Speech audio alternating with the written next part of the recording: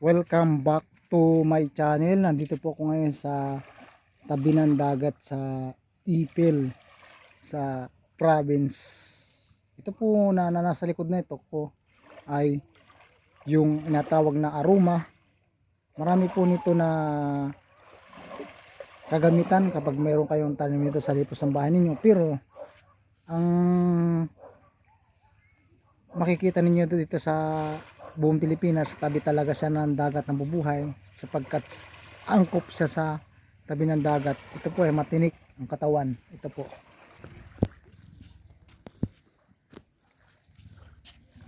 Ito po yung aroma po yan. Tingnan niyo, napakatinik po ng katawan niya. Oh.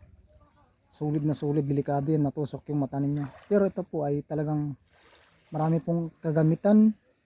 Kumuha lang po kayo ng dahon nito. Gamot po sa UTI, kumuha lang kayong katamtaman dami, hugasan ninyo, pakuluin ninyo sa 3 to 5 glass water, tapos 3 to 5 minutes pakuluan lang ninyo, tapos inumin ninyo.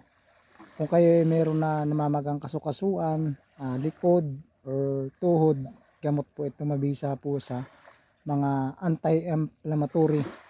Ito rin pong kuana ito, aroma, ay ginagawa din ito na gulay or design dessert sa ibang bansa ang dahon na to. Marami pong kagamitan ng aroma na to. Pwede din po ito na pampalo sa aswang. Yan, kukuha lang kayo ng katawan ng aroma. Kung may aswang sa lugar ninyo, ilagay ninyo sa bahay ninyo, tapos kung may aswang, paluin ninyo. Ito po ay gamot sa or pangontra sa aswang o takot ang aswang dito sa sobrang, tingnan niyo, sobrang talas ng katawan. Yan po yung puno ng aroma. Oh, dagat po itong lugar na to. Yan, oh, yan yung lahat po ng hindi ko nasabi, i-upload ko sa taas ng video na ito. Yung mga sakit na pwede ninyong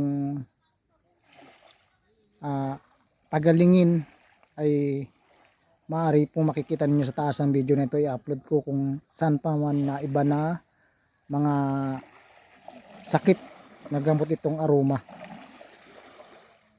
And again, ang aroma po ay nabubuhay sa tabi ng dagat. Angkop po ang klima sa tabi ng dagat ng aroma. Marami pong kagamitan yan. Anti-inflammatory, nilalagnat ka. Then kung inuubo-ubo ka, pwede mo ka maglaga ng dahon yan. Sa ibang bansa nga po, ginagamit ito na yun sa dessert o mga salad, kinakain nila yan, yung dahon yan. Yan po, tingnan po niyo mabuti. Yan. Ito po ay tabi ng dagat ng probinsya. Yan.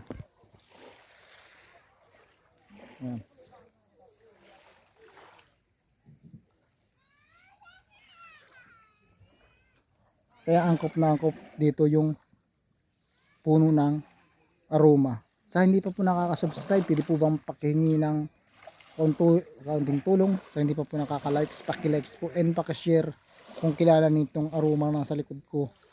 Yan. Maraming salamat po sa new subscriber and new subscriber and new viewer and old viewer, old subscriber. Maraming salamat po sa inyong lahat. Sa hindi pa po nakaka-share nito, paki-share po kung mahilig kayo dito sa ginagawa ko, ang pag-vlog sa iba't ibang uri ng halamang gamot na natural. Okay? Thank you for watching. I'm Wilby TV. Bye bye.